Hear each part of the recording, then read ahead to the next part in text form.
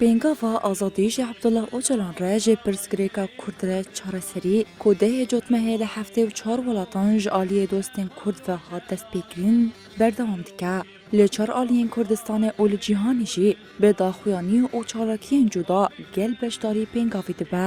Têgildarî mijarê endamê komîteya têkiliyan a PYD li Reqqayê Elî Ebbas diyar kir ku tevî tijrîda li girava İmraliyê lêrîber abû bi felsefeya xwe bo ronahiyeke ji tevahî gelan re. Ji ber çi ji ber siyaseta wî tirsin yanî. Ji efkarê û siyaseta wî de tirsin yanî şorî wî dite ku derkeve derve yanî ji فرغم في جشكي في حصار وانا وفي عزل وانا جشكي لساني دبن شار دواران دا دنجي خوا يعني بلند دا دنجي كي بلند دركات وسياستك ديمقراطي دركات يعني جوي دركات وقال لي ماشيه يعني ما بيك اني سياسات امه الديمقراطيه اخوه الشعوب امه المنطقيه ده يعني بسرد كافيه روج بالروج خور دبه بيشت كافيه هنرمند دلیل مرساز جی روش آواتی ویرا آنی زمان کو پیوسته فکر و فلسفه ریبر آبو هین زیده تر لجیهانه بلاف به.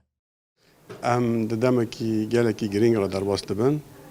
دبیرین که وسا گلین رجلات ناوین هر وسا گلین همی دنیای داخازا آزادیا سروک آب و ریبر آبو یا فیزیکی دکن.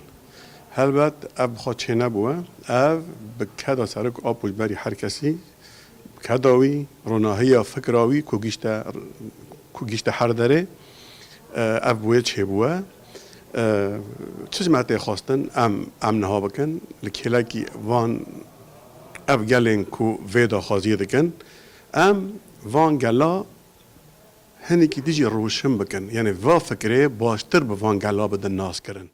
گل لهرمین باکور و رجلات سوریه جی به چالاکین جدا و به گرسهی بجداری پینگاوا آزادیج عبدالله اوجلان را جی پرسکریکا کرد را چارا سرید بن و دبیجن حتی ربر آبو فیزیک آزاد نبه اوه لسر پیا بن.